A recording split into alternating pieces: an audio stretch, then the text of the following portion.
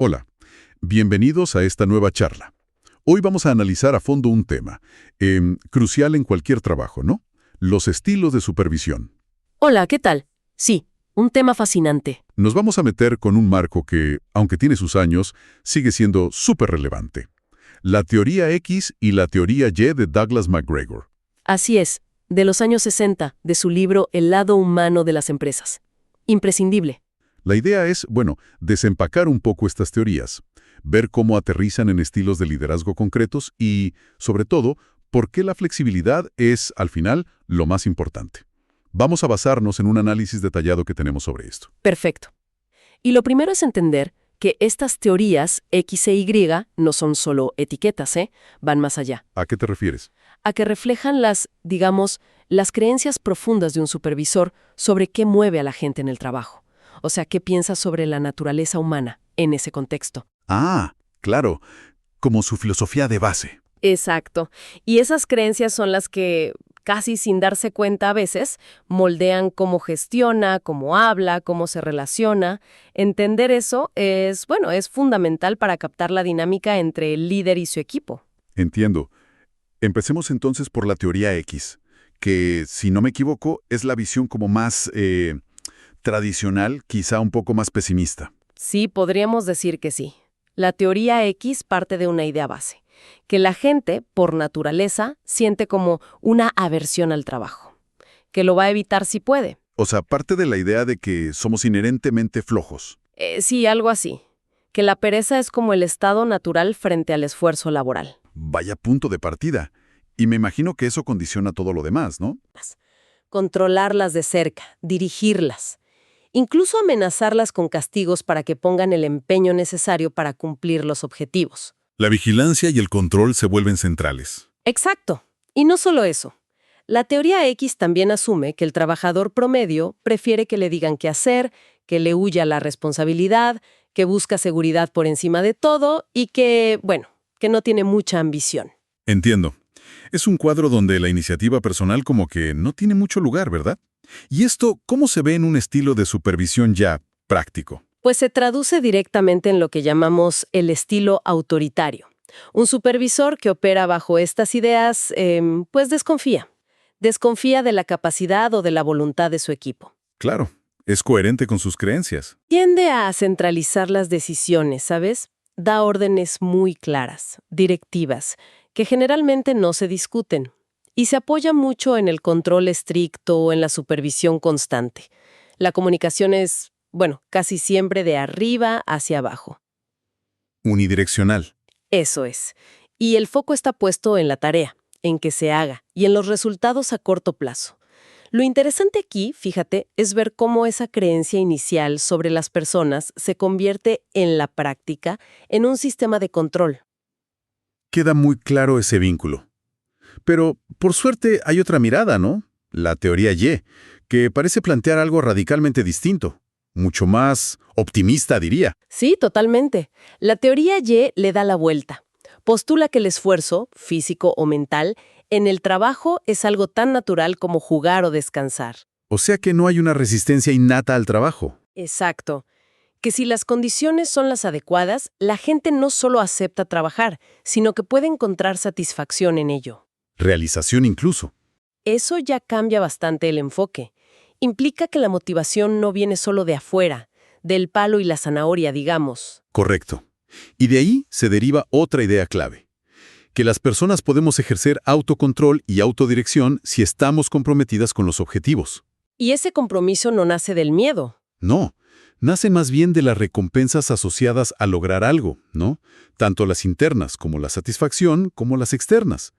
Y, algo fundamental, la teoría Y dice que la persona promedio no solo acepta responsabilidades, sino que puede aprender a buscarlas. ¿Qué diferencia con la X? Total.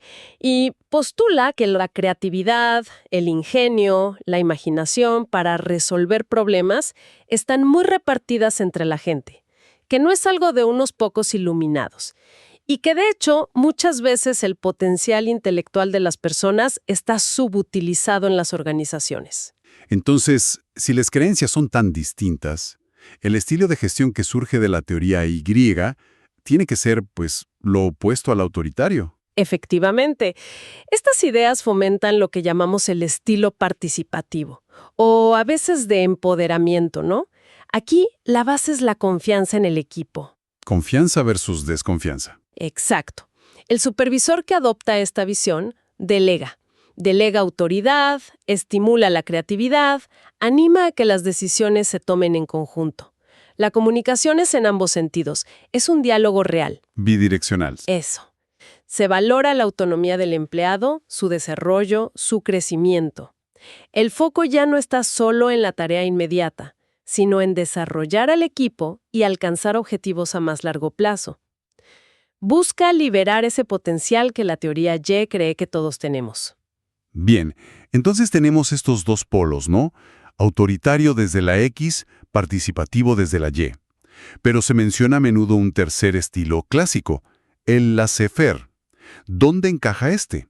¿Es como una versión extrema de la teoría Y? Podría verse así, sí, como una manifestación llevada al extremo de la confianza que propone la teoría Y. Laissez-faire significa dejar hacer, ¿verdad? Sí, dejar hacer. Pues implica una delegación casi total de autoridad y de responsabilidad en el equipo. La intervención del supervisor es mínima, solo si el equipo lo pide o si es estrictamente necesario. O sea, el equipo se autogestiona bastante. Mucho. El equipo define sus metas, resuelve sus problemas, organiza su trabajo. Hay muy poca dirección formal, poco feedback estructurado por parte del supervisor. Suena ideal en algunos contextos, ¿no? Autonomía total. Pero me pregunto, ¿funciona siempre? ¿No puede sentirse el equipo como abandonado o que al supervisor no le importa? Ahí diste en el clavo. Ese es el punto crítico del laissez-faire. Puede ser súper efectivo, sí, pero solo en condiciones muy, muy específicas. ¿Cómo cuáles? Necesitas equipos de un nivel de madurez altísimo, muy competentes, muy autogestionados. Piensa en, no sé, investigadores senior, desarrolladores de software muy expertos, artistas. Gente que sabe muy bien lo que hace y no necesita que le digan cómo. Exactamente. Si lo aplicas fuera de ese contexto, los riesgos son grandes. Puede generar caos, falta de rumbo, descoordinación, que se dupliquen esfuerzos y sí, esa sensación de abandono o desinterés que mencionabas, que afecta mucho la moral. Y hasta puede que se desvíen de los objetivos generales de la empresa, ¿no? Claro, es la confianza al máximo, pero necesita un ecosistema muy particular para que funcione bien. No es una receta para todos. Entendido. No es universal. Entonces, repasando. Tenemos autoritario, conectado a la desconfianza de X, participativo, basado en la confianza de y laissez-faire como un extremo de Y, pero para equipos muy específicos. Analicemos rápido sus pros y contras según este marco. Dale. El autoritario, bueno, se dice que puede servir en crisis. Decisiones rápidas, sin discusión. O con tareas muy simples, repetitivas, donde seguir el procedimiento es todo. O con gente muy nueva, sin experiencia. Exacto, sobre todo si hay riesgos de seguridad. Pero las contras son importantes. Suele bajar la moral, la satisfacción, genera alta rotación, ausentismo, crea mucha dependencia del supervisor y puede generar resistencia, ¿no? Pasiva o activa. Sí, se entiende. En cambio, el participativo parece tener ventajas más constructivas a largo plazo. Sin duda. Se le asocia con mayor compromiso, mayor motivación, la gente se siente parte, fomenta la creatividad, la innovación, porque sumas miradas distintas. Mejora la calidad de las decisiones, imagino. Generalmente sí, y suele reducir la rotación, pero ojo, también tiene sus peros. Puede ser más lento para decidir, sobre todo si hay urgencia. Claro, el consenso lleva tiempo. Requiere un equipo con cierta madurez, ¿no? Que sepan comunicarse, colaborar, y si los roles no están claros, puede haber confusión, o que nadie se haga responsable al final. Del laissez-faire, sus puntos fuertes y débiles específicos. Su gran fortaleza es la autonomía máxima. Eso puede disparar la innovación y la satisfacción en equipos de expertos que valoran esa libertad. Pero, como decíamos, si se aplica mal, riesgo de desorden, falta de cohesión. La percepción de abandono. Exacto. y que las metas se desalineen con las de la organización si no hay buena coordinación. Bien, dibujamos las teorías, los estilos clásicos, pero si todos tienen sus luces y sombras, la pregunta es obvia. ¿Cuál es el mejor? Y parece que la respuesta es: depende. ¿Verdad? Ahí entra la flexibilidad. Exactamente. Ese es el giro clave. Ya no buscamos el estilo perfecto. La clave es la capacidad de adaptar tu estilo a las circunstancias. El famoso enfoque de contingencia o liderazgo situacional. Justamente, teorías como la de Hersey y Blanchard van por ahí. La efectividad no está en ser siempre de una manera, sino en saber leer la situación y actuar en consecuencia. Hay que ser como un camaleón estilístico, por decirlo así. Me gusta la imagen. ¿Y qué hay que leer? ¿Qué factores clave debemos diagnosticar para ajustar el estilo? Son básicamente 3 los elementos críticos. Primero, la madurez del equipo, o del individuo, ¿eh? No es lo mismo supervisar a alguien que recién empieza, que necesita más guía, más estructura, ¿Más dirección, quizás? probablemente sí al inicio, que supervisar a un colaborador súper experimentado, autónomo en lo suyo. Esa persona se va a beneficiar más de un estilo participativo, o incluso laissez-faire para ciertas cosas. Lógico. Adaptarse al nivel de la persona. Segundo factor. La naturaleza de la tarea. A ver, si la tarea es compleja, ambigua, necesita creatividad, como desarrollar algo nuevo o resolver un problema complicado, ahí el estilo participativo suele funcionar mejor. Sumar carezas piensa más. Tiene sentido. Pero si la tarea es muy rutinaria, estructurada, o si la seguridad es crítica y hay procedimientos súper estrictos, piensa en una planta química o en aviación. Ahí no hay mucho margen para debatir. Claro, hay un enfoque más directivo que asegure que se cumpla todo a rajatabla, puede ser necesario para minimizar riesgos. Y el tercer factor será el contexto general, ¿no? La situación. Exacto, el contexto situacional. Si estás operando normal, con tiempo, puede ser más participativo. Pero si hay una crisis, una emergencia, no sé, una falla grave de producción, un escándalo, Ahí hay que actuar rápido. muchas veces sí. Y en esos momentos, un liderazgo más directivo, incluso temporalmente autoritario, puede ser lo que se necesita para tomar el control y estabilizar las cosas. La habilidad está en conectar estos 3 puntos: equipo, tarea y contexto. Es un diagnóstico constante. Y para que esto no quede tan abstracto, el análisis que estamos siguiendo propone ejemplos muy concretos del mundo de la logística. Ayudan a bajarlo a tierra.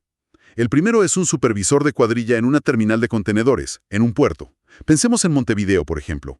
Claro, en ese ambiente, con riesgo físico alto, tiempos súper ajustados, procedimientos de seguridad que no se pueden negociar. Un estilo que tienda a lo autoritario se justifica. Las órdenes tienen que ser claras, directas, el cumplimiento riguroso es vital. ¿No hay tiempo para asambleas ahí? Exacto. Mientras se opera maquinaria pesada bajo presión, la cosa es así. El segundo ejemplo nos lleva a otro mundo. Un equipo de planificación de cadena de suministro, en un centro de distribución, quizás en una zona franca. Su tarea es mejorar los pronósticos de demanda. Ahí cambia todo, ¿no? La tarea es compleja. Requiere análisis, cruzar información, pensar fuera de la caja. El equipo seguramente son profesionales, cada uno con su conocimiento. El estilo adecuado sería: Participativo, claramente. El rol del supervisor ahí es facilitar. Que se hable, que todos aporten, guiar el análisis conjunto. Ayudar a que el equipo llegue a la mejor solución posible entre todos. No es imponer, es potenciar la inteligencia del grupo. y el tercer caso, un supervisor de taller mecánico, una empresa de transporte. Su equipo son mecánicos veteranos, que conocen la flota de memoria. Para ese equipo de expertos súper maduros técnicamente, muy autónomos en su día a día, un estilo laissez-faire podría ser lo más efectivo para el trabajo habitual. De mantenimiento, reparaciones. El supervisor confía en ellos. Totalmente. Su función principal cambia. Es más, asegurar que tengan lo que necesitan: herramientas, repuestos, información. Es quitarles obstáculos del camino. Quizás interviene más como un consultor si surge un problema raro o si hay que tomar decisiones que los exceden. Lo interesante de los ejemplos es ver eso, ¿no? Que el estilo no es una etiqueta fija del supervisor, es una respuesta a la situación. Exacto. Y el mismo supervisor debería poder moverse entre esos estilos. Hoy más directivo con esta tarea o esta persona, mañana más participativo con otra. Esa es la flexibilidad. Entonces, la conclusión parece ser que la verdadera maestría en supervisión no está en casarse con un estilo, sino en desarrollar esa sensibilidad para leer el momento, leer a la gente, la tarea, la urgencia, y elegir el enfoque correcto. Totalmente. No se trata de ser un tipo de líder. Se trata de tener como una caja de herramientas y saber cuál usar en cada momento. Y eso es relevante para cualquiera que supervise o quiera supervisar, ¿no? En logística, en donde sea. Sin duda, la meta no es buscar al supervisor modelo sacado de un libro. Es formar líderes que sean flexibles, que sepan diagnosticar y que se adapten. Es un desafío constante de ir ajustando. Y para cerrar, creo que el análisis proponía unas preguntas de reflexión, ¿verdad? Para quien está en ese rol. Sí, muy buenas. Como una guía para ese diagnóstico situacional del que hablábamos.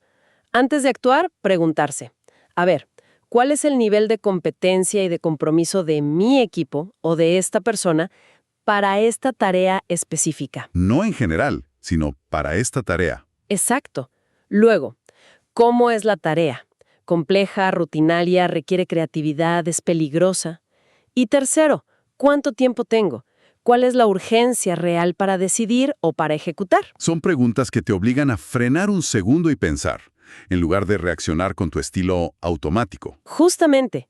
Y ahí, en esa pausa reflexiva, está el kit de la cuestión, la autoconciencia del líder. La capacidad de hacerse esas preguntas. Responderlas honestamente, que no siempre es fácil, y lo más difícil, ajustar tu propio comportamiento según la respuesta.